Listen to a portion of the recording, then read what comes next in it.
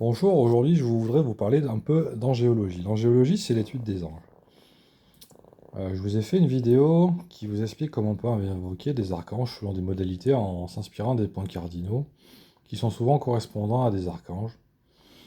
Il y a d'autres manières d'invoquer des anges, et les anges sont de différents types. Aujourd'hui, j'aimerais rentrer dans le détail. Bon, les informations que je vous dis sont souvent disponibles dans différents moyens de médias ou autres, ou des livres ou sur Internet, ou sur différentes manières d'obtenir les informations. Je vais essayer de parler de ce que j'en pense, surtout de ce que je sais, pas plus que ce que j'en pense, parce que ce que j'en pense, c'est un bien grand mot. Mais disons que j'en pense quelque chose, mais c'est pas forcément ce qui est intéressant. Je voudrais vous parler du fonctionnement des anges.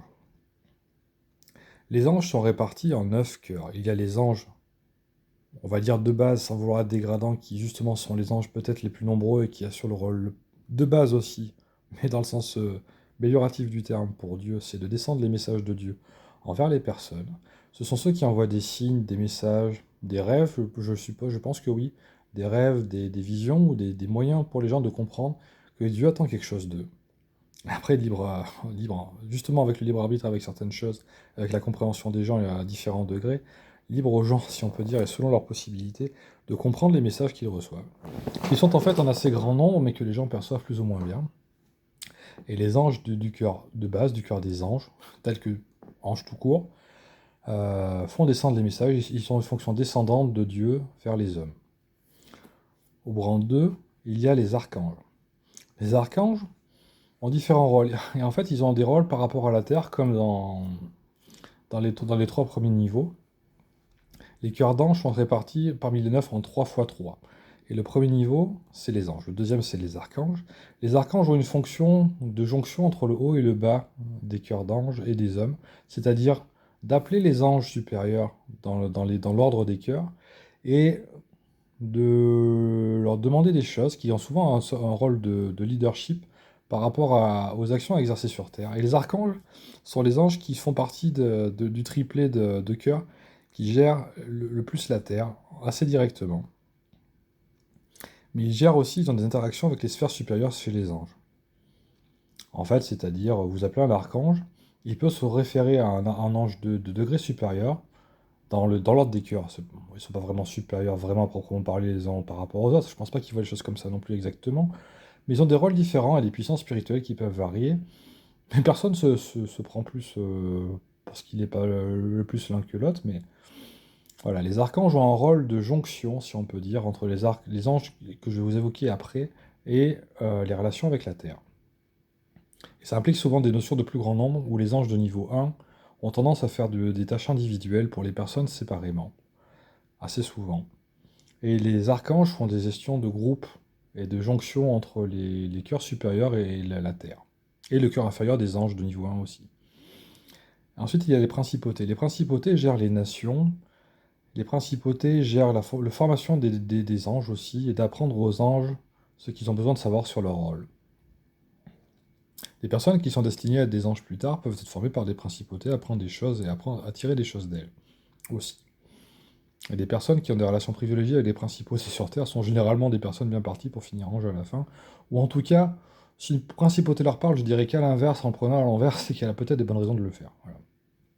Pas forcément parfaitement positif sur le sujet ou affirmatif, mais en tout cas un signe d'intérêt.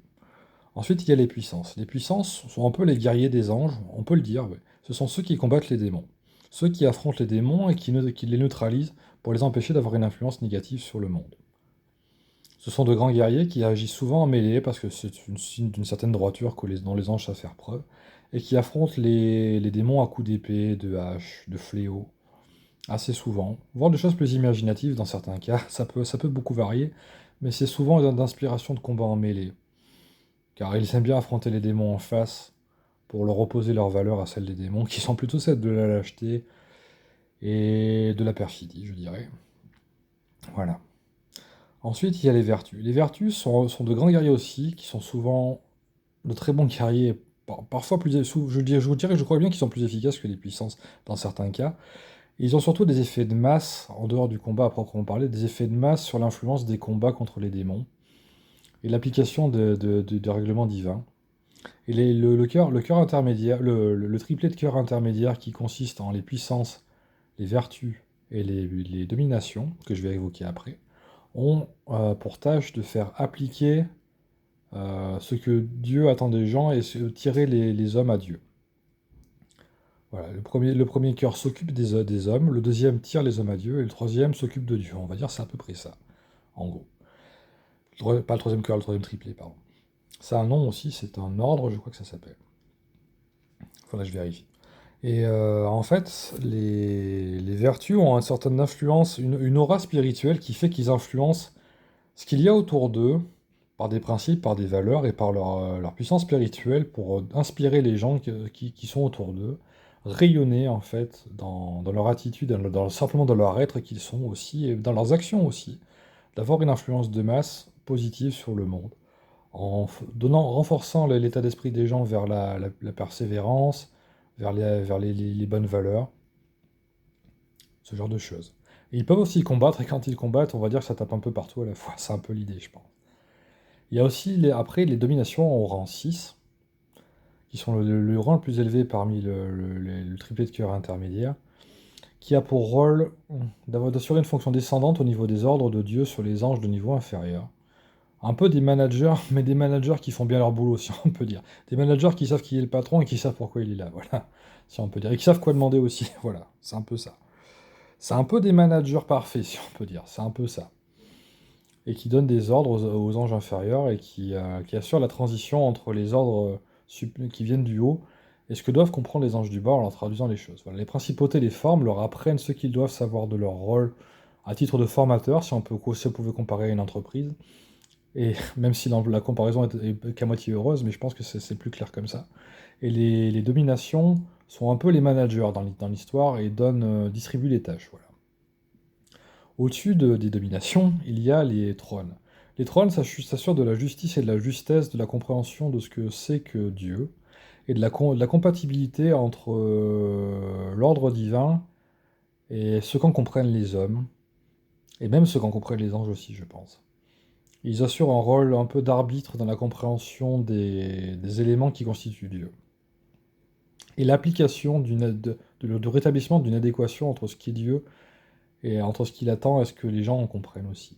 C'est-à-dire qu'ils rétablissent les déséquilibres. Ensuite, il y a les chérubins, dont la première vertu est la science, qui sont de grands scientifiques et qui connaissent beaucoup de choses, notamment la science de Dieu. Ils savent en gros, ils savent en quoi consiste Dieu. Et on va dire, ils sont incollables assez souvent, ou avec de très grandes connaissances en sciences, et voire des sciences qu'on ne peut même pas se douter, ou qu'on découvre actuellement, qu'ils connaissent depuis peut-être des milliards d'années, pour beaucoup d'entre eux. Voilà, et peut-être certaines qu'on trouvera dans 1 million d'années, ils les connaissent déjà. Voilà. C'est un peu ça l'idée. Ils sont souvent représentés avec des éléments technologiques et beaucoup d'yeux sur leur robe ou sur leur corps, qui donnent un peu l'idée qu'ils pensent à beaucoup de choses à la fois.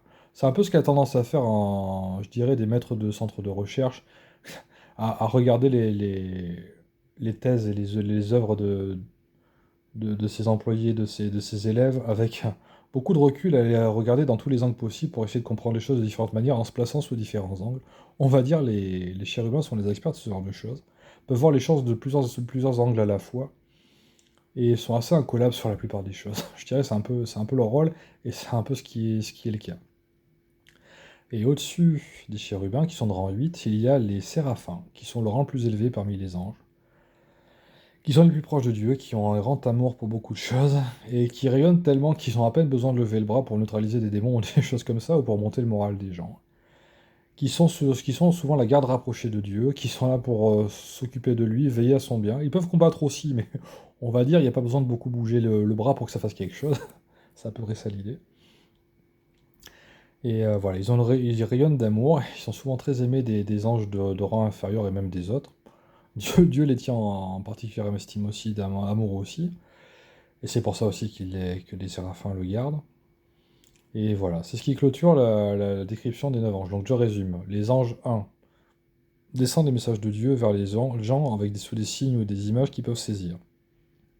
Ou des messages ou quelque chose. Ils essaient différents moyens pour leur faire comprendre quelque chose, en maintenant un certain flou, restant le plus invisible possible pour leur permettre quand même de faire des choix et de vraiment adhérer à Dieu par eux-mêmes et aimer Dieu sans forcément qu'on leur ait montré qu'il y a des choses à craindre qui soient évidentes. Voilà, le but c'est que les choses ne soient pas évidentes et que les gens exercent leur libre arbitre en disant je choisis Dieu parce que je veux bien. Voilà. Et les anges sont là pour diriger les gens vers Dieu en leur disant ça serait bien que si tu faisais ça plutôt que ça. Voilà, c'est un peu ça.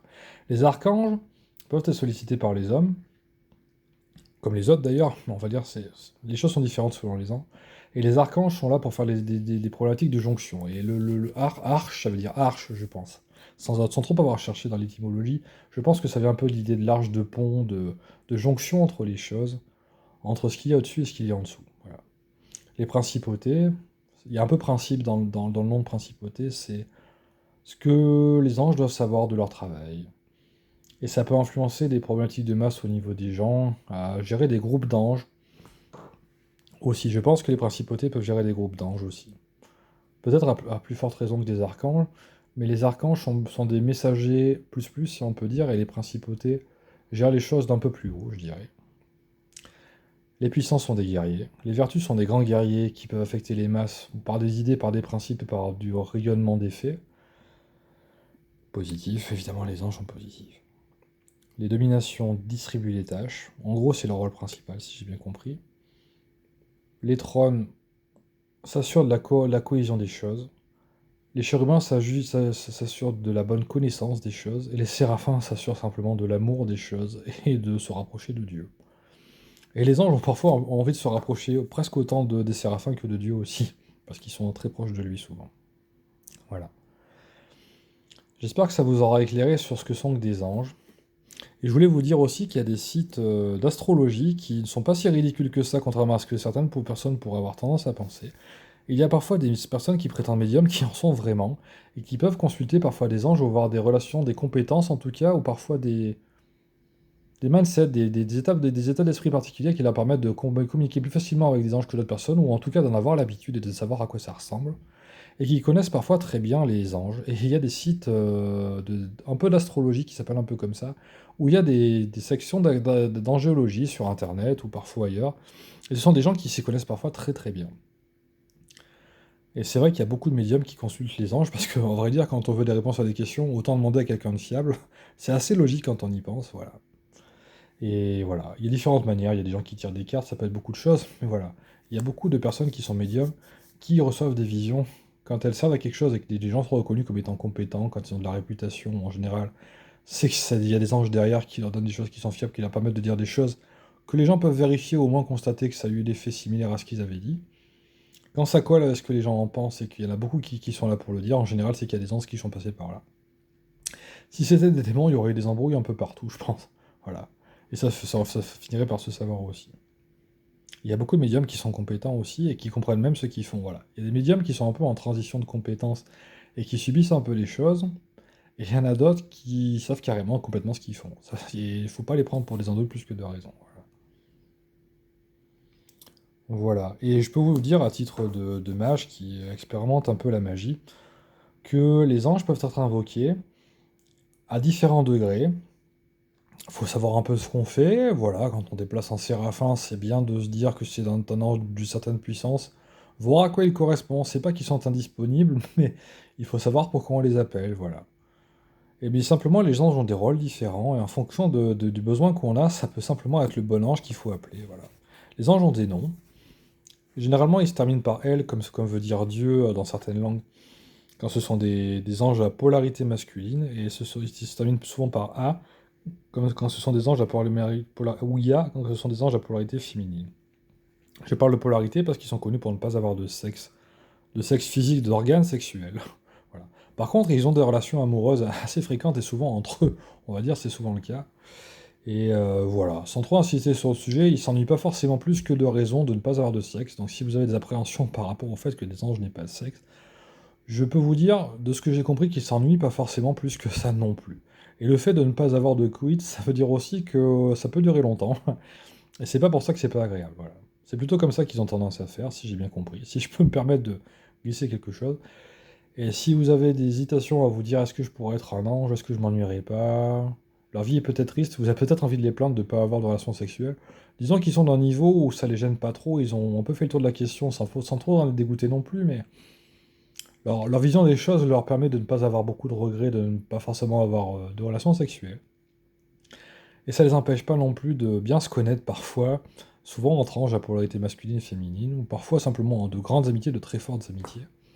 Voilà. Évidemment, comme ils représentent beaucoup de valeurs positives et beaucoup de vertus, ils ont tendance à tous se plaire à beaucoup les uns les autres, et souvent les séraphins sont très aimés. Voilà. Voilà, ben, je vous remercie. C'était pour vous expliquer un peu ce que j'ai compris des anges. Et j'espère que ça servira à quelqu'un. Voilà, je n'ai pas forcément inventé l'eau chaude, mais je pense que ça peut servir à des gens qui n'ont jamais entendu parler du sujet. Ça fait une première approche qui explique un peu quelque chose. Voilà. Je vous remercie.